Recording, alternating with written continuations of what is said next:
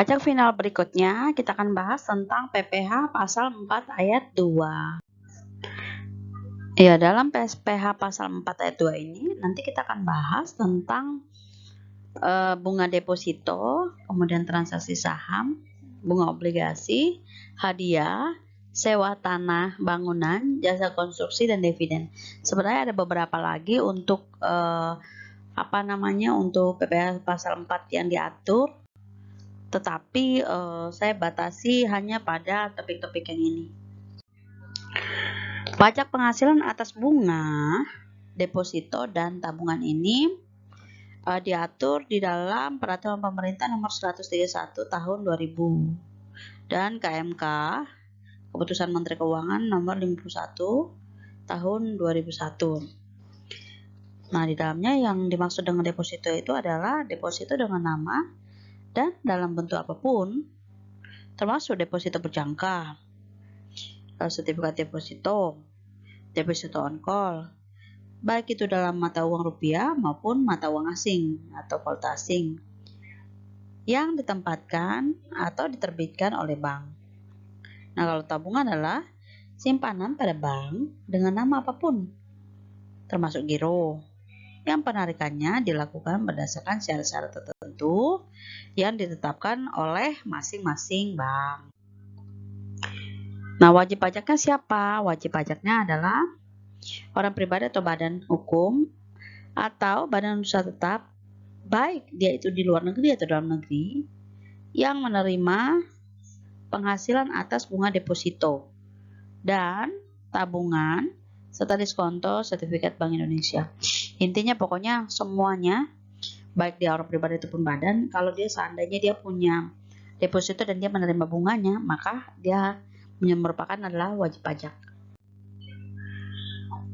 Nah, objek pajaknya apa? Objek pajaknya adalah penghasilan yang diterima atas bunga tabungan atau deposito. Jadi bunga di sini itu termasuk ke dalam penghasilan, makanya dibilang penghasilan atas bunga bank, bunga tabungan atau bunga deposito. Nah, tarif pengenaannya berapa atau tarifnya berapa? Yaitu 20%. Jadi tarif tunggal 20% dari bunga tabungan atau bunga deposito. Kemudian untuk pemotongannya itu dilakukan langsung oleh bank yang bersangkutan. Jadi kalau seandainya kita punya sertifikat depositonya Bank BNI, ya berarti BNI yang memotongkan bunganya. Kalau misalnya kita punya tabungannya BCA, ya berarti BCA yang akan potongkan. Kemudian apanya yang dikecualikan? Jadi yang dikecualikan itu adalah bunga deposito sepanjang dia tidak melebihi dari 7,5 juta, maka dia dikecualikan atau tidak dipotongkan PPh pasal 4 ini. Terus kemudian juga bunga deposito yang diperoleh dari dana pensiun. Nah, sepanjang memang pendapatannya sumbernya dari dana pensiun, maka tidak dikenakan atau tidak dipotongkan ya. Kemudian bunga tabungan yang banknya itu ditunjuk untuk kepemilikan rumah sederhana. Jadi kan biasanya kalau kita buka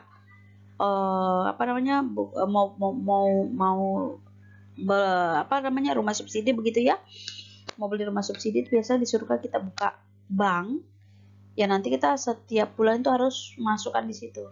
Nah, itu kan memperoleh bunga ya, jadi bunganya itu tidak boleh dipotongkan ya. Kemudian kita masuk ke transaksi saham. Nah, transaksi saham ini sendiri atas pajak penghasilannya itu sudah diatur di dalam PP nomor 14 tahun 97 dan KMK nomor 282 tahun 97. Nah, dalam PP tersebut dikatakan bahwa saham pendiri itu adalah saham yang dimiliki oleh pendiri yang diperoleh harganya kurang dari 90% dari harga saham pada saat penawaran perdana atau IPO. Nah, kemudian kalau pendirinya adalah orang pribadi atau badan hukum, yang namanya tercatat sebagai pemegang saham pada saat sebelum ini ya, sebelum pernyataan pendaftaran IPO ke Bapepam. Nah, kalau seandainya sahamnya itu didapat setelah IPO, maka dia tidak termasuk sebagai pendiri. Atau sahamnya itu merupakan pembagian dari dividen. Jadi dividen itu kan bisa dibagikan dalam bentuk uang, bisa juga dalam bentuk saham. Nah, kalau dia dibagikan dalam bentuk saham, maka dia tidak termasuk juga pendiri. Kemudian kalau objek pajaknya adalah transaksi penjualan saham di bursa saham atau bursa efek. Kemudian kalau ininya subjek pajaknya yaitu orang pribadi atau badan yang bertransaksi ya, penjual beli saham di bursa efek. Nah, untuk transaksinya itu dikenakan tarif 0,1% dari semua transaksi penjualan saham di bursa efek. Dasar pengenaannya itu jadi 0,1% itu dikalikan dengan nilai transaksi penjualan sebelum dikurangkan. Jadi kalau misalnya ada biaya-biaya lain-lain, ya sebelum dikurangkan biaya lain-lain itu misalnya transaksinya belinya 1 juta. Terus ada biaya-biaya itu 50.000. Harusnya kan 950. Nah, tapi enggak, dia kenanya 0,1 dari 1 juta. Nah, tapi kalau yang bertransaksi itu adalah pemilik saham pendiri, ya pemilik saham pendiri itu yang tadi, yaitu bahwa dia beli pada saat penawaran IPO, itu namanya pendirinya ya, dia beli di bawah dari 90%.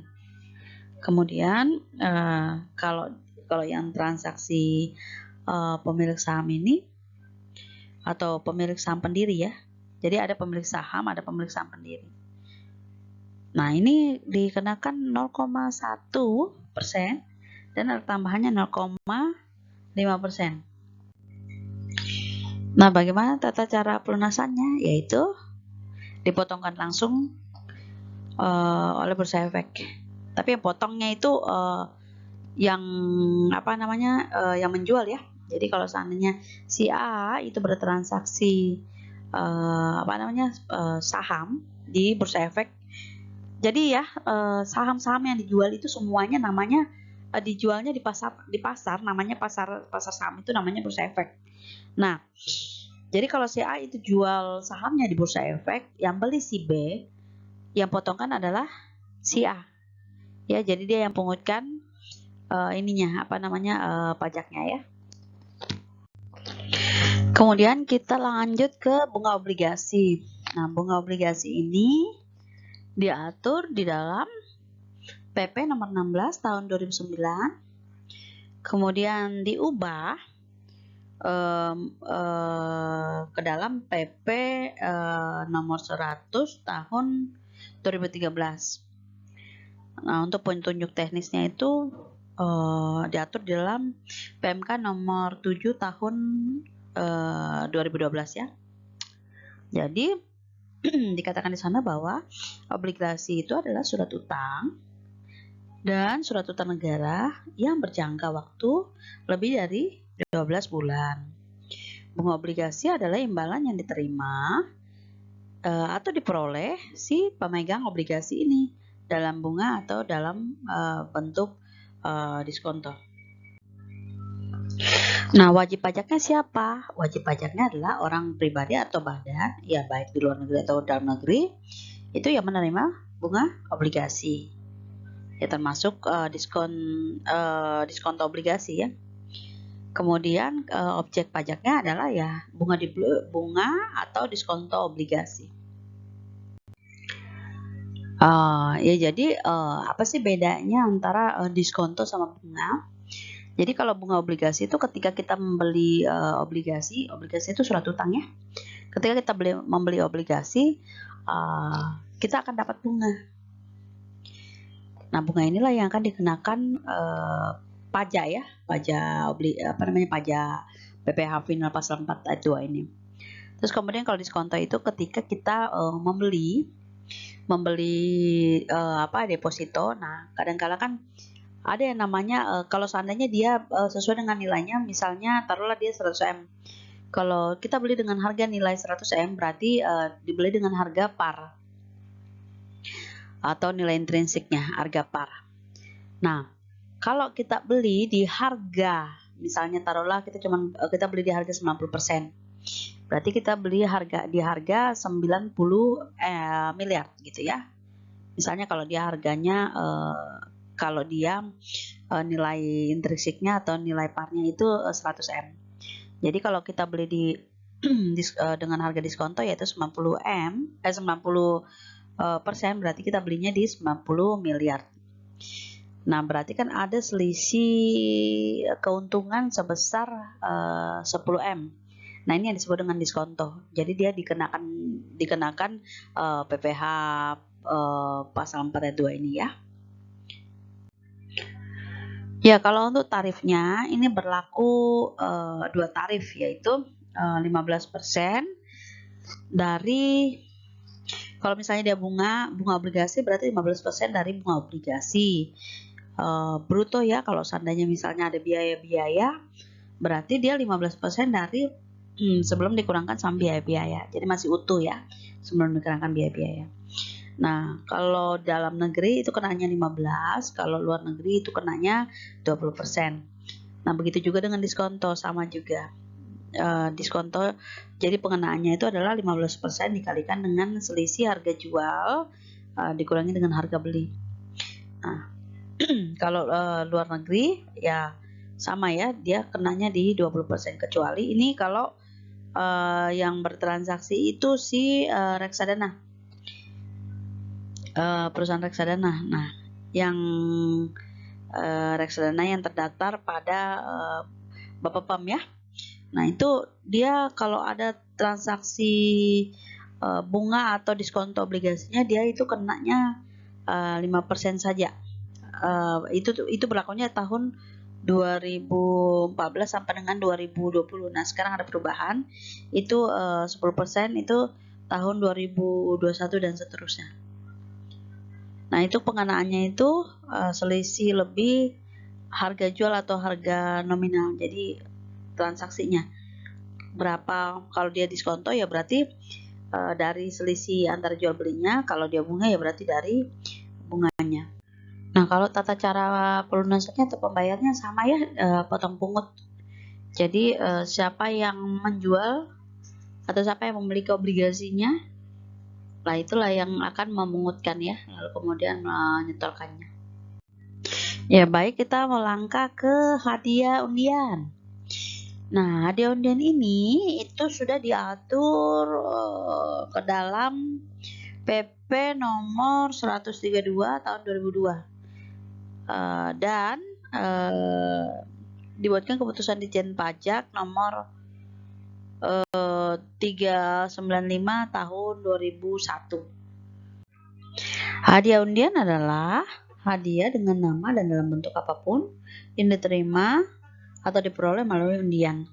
Nah, ini berbeda dengan hadiah seperti menang lomba atau penghargaan atas jasa atau kegiatan kegiatan yang memerlukan effort atau memerlukan usaha kita untuk menang. Itu berbeda ya. Kalau ini hadiah ini adalah yang undian langsung, yang tanpa perlu kita harus bercapek-capek begitu, dia diundi langsung. Kadang kan kalau kayak misalnya door prize, nah door prize itu kan masuk dalam hadiah undian. Jadi dia harus dipotongkan PPh pasal 4 ayat 2 ini ya. Nah, kemudian wajib pajaknya siapa? Wajib pajaknya adalah orang yang menerima undian. Nah, kalau objek pajaknya adalah undian, baik dalam bentuk uang, barang, atau kenikmatan lainnya seperti misalnya voucher, menginap di hotel, atau voucher belanja dan sebagainya ya. Ya, bagaimana dengan tarifnya? Nah, tarifnya ini adalah tarif tunggal, yaitu sebesar 25% dari bruto atau nilai undian. Jadi misalnya Undiannya harganya taruhlah undian motor. Motornya dinilai kan, kalau motor kan kalau hanya langsung motornya kita nggak tahu nilainya, makanya dinilai dalam satuan uang supaya bisa dipajakin. Nah, dinilailah, taruhlah harga pasarannya untuk motor Beat lah misalnya. Motor Beat itu 15 juta taruhlah. Berarti sebelum misalnya ada biaya administrasi dan sebagainya, dasar pengenaannya adalah sebelum dipotong sama biaya-biaya ya. Jadi langsung kena 25% kali 15 juta itu. Nah, kalau untuk pemungutannya atau pelunasannya itu sama. Dia juga pakai potong pungut, yaitu dipungutkan oleh si penyelenggara. Jadi kalau seandainya misalnya yang penyelenggaranya itu taruhlah PT Aksara ya, berarti PT Aksara yang potongkan. Kalau misalnya kayak model Shopee, biasanya kan Shopee kan suka bikin undian ya kalau seandainya dia ulang tahun. Nah, kalau yang motongkan itu yang menyelenggarakan itu si Shopee ya, berarti PT Shopee itulah yang akan memotongkan seperti itu. Oke, kita masuk ke sewa tanah bangunan. Nah, peraturan yang mengatur tentang sewa tanah bangunan ini diatur di PP nomor 5 tahun 2002, terus KMK nomor 120 tahun 2002, dan keputusan Ditjen Pajak nomor 227 tahun 2002. Di sana dikatakan bahwa sewa tanah dan bangunan adalah persewaan tanah dan atau bangunan itu bisa berupa tanah, rumah susun, apartemen, kondominium, gedung perkantoran, rumah kantor, toko, rumah toko, gudang, dan industri. Nah, wajib pajaknya adalah orang pribadi atau badan yang menerima dan memperoleh penghasilan dari sewa tanah atau bangunan. Wajib pajaknya adalah penghasilan dari sewa tanah dan bangunan ini ya. Ya, mau dia rumah, mau dia rusun, mau dia apartemen, mau dia gedung perkantoran, pokoknya kalau seandainya dia melakukan kegiatan sewa menyewa pertanahan dan bangunan itu, maka dia akan dikenakan dipotongkan pajak pasal 4 ini. Tarifnya, besaran tarifnya ini adalah tarif tunggal juga, yaitu 10%. 10% ini dikenakan dari bruto, lagi-lagi dari bruto ya, yaitu sebesar nilai persewaan tanah. Jadi kalau ada biaya adminnya, maka sebelum dipotongkan dari biaya admin. Jadi kalau misalnya kita menyewa menyewa kantor atau gedung lah, itu harganya 10 juta, maka PPh pasal 4-nya itu dihitung dari 15% dikali 10 juta ya. Kemudian bagaimana tata cara pelunasannya? Ya dipotongkan oleh si penjual ini ya. Tapi kalau seandainya ini penjualnya orang pribadi, ya kita yang melaporkan sendiri. Kalau seandainya sifatnya dia tidak dipotongkan sama si penjual ya, kita yang melaporkan sendiri. Tapi biasanya itu dipotong pungut, jadi dia dipungutkan baru disetorkan ya. Kemudian kita masuk ke dalam jasa konstruksi. Nah, jasa konstruksi ini sudah diatur di dalam PP nomor 51 tahun 2008. Sebagaimana telah disempurnakan dalam PP nomor 40 tahun 2009 dan peraturan lain yang mengatur pajak atas konstruksi ini adalah PMK nomor 187 tahun 2008. Jadi dalam PP tersebut dijelaskan pengertian jasa konstruksi adalah layanan jasa konsultasi perencanaan, layanan jasa pelaksanaan pekerjaan konstruksi, dan layanan jasa konsultasi pengawasan pekerjaan konstruksi. Jadi ada 3 rangkaiannya, yaitu perencanaan, pengawasan, dan konsultasi.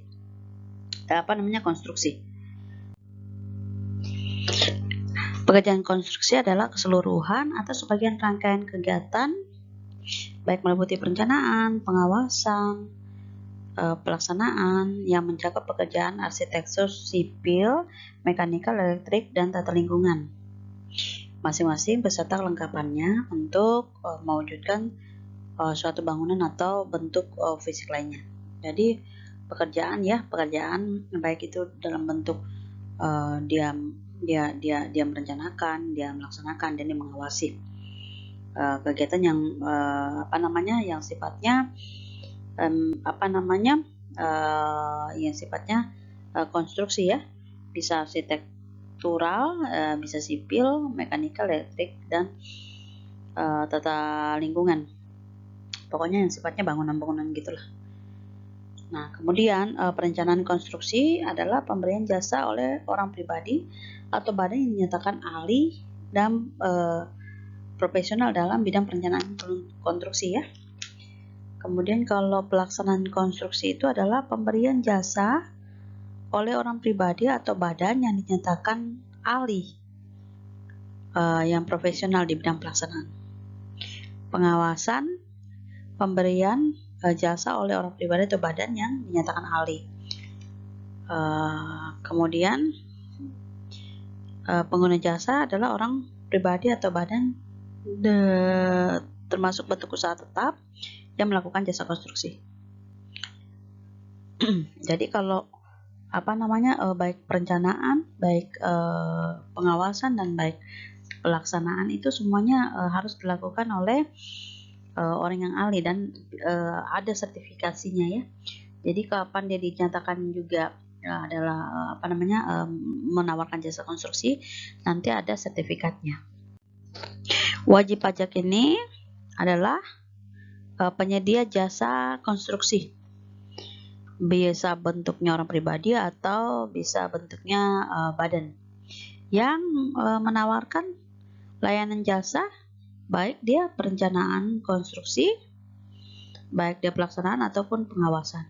Nah, kalau objeknya adalah jasa yang berupa perencanaan konstruksi, pelaksanaan, dan pengawasan.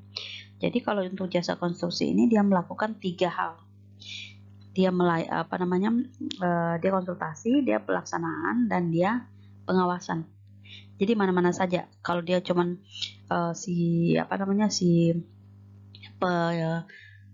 pengguna jasa itu dia maunya cuman pengawasan, ya tetap.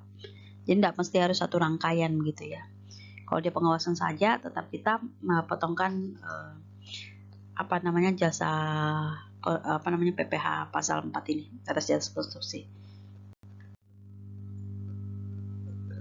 Untuk menghitung tarif atau untuk melihat tarifnya, maka yang pertama kita lihat dulu bentuk pekerjaannya. Apakah dia pelaksana, apakah dia perencana, atau dia pengawasan. Lalu kemudian dilihat dari klasifikasi usaha. Nah, klasifikasi usaha ini bisa dilihat dari sertifikat. Jadi kalau seandainya misalnya dia itu jasa konstruksi, mintalah sertifikat klasifikasinya. Itu dikeluarkan oleh LPJK. Biasanya kalau di konstruksi pasti dia punya. Nah, kalau seandainya dia itu di sertifikatnya itu ditunjukkan dia klasifikasi kecil, dia kenanya 2%. Tapi kalau sertifikatnya itu menengah dan besar, dia kenanya 3%. Tapi seandainya dia tidak punya klasifikasi, hantam rata 4%. Mau dia kecil, besar, menengah ya. Lalu kemudian yang dilihat yang kedua adalah perencanaan dan pengawasan. Kalau dia itu ini sama ya, perencanaan pengawasan sama dia. Kalau dia baik kecil, besar, menengah, besar, itu kenanya 4% kalau dia punya sertifikat. Kalau tidak punya sertifikat, hantam rata dan langsung 6%. Nah, bagaimana cara pembayaran pajaknya? Yaitu dipungutkan. Siapa yang mengutin? Yaitu yang pemberi kerja. Jadi semisal si A mau minta bangunkan gedung, kemudian yang bekerja adalah si B, berarti nanti ketika pembayaran ya si A lah yang akan memotongkan pajak penghasilan final pasal 4 ayat 2-nya si B ini ya. Kemudian Yang terakhir adalah dividen. Jadi dividen ini sudah diatur di dalam PP nomor 19 tahun 2009 dan KMK nomor 111 tahun 2010. Dikatakan bahwa dividen ini adalah bagian laba dengan nama dan dalam bentuk apapun yang diterima oleh si pemegang saham atau kepemilikan saham dalam sebuah persero. Ya, termasuk dividen dalam hal perusahaan asuransi ya, kepada pemegang polis dan pembagian sisa uang hasil koperasi. Nah, di sini siapa wajib pajaknya? Wajib pajaknya adalah orang pribadi yang memiliki saham atau si pemegang polis asuransi atau anggota koperasi yang menerima hasil dividen ya. Nah, objeknya adalah dividen yang dibagikan.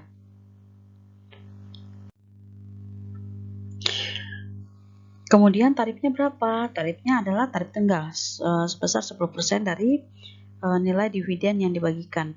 Lalu cara pembayaran atau pelunasannya adalah dengan cara dipotongkan. Jadi siapa yang potongkan? Ya kalau seandainya misalnya perusahaan yang membagikan dividen berarti perusahaan. Kalau koperasi yang membagikan dividen berarti koperasi. Kalau pemegang polis yang dibagikan dividen ya berarti asuransi. Ya.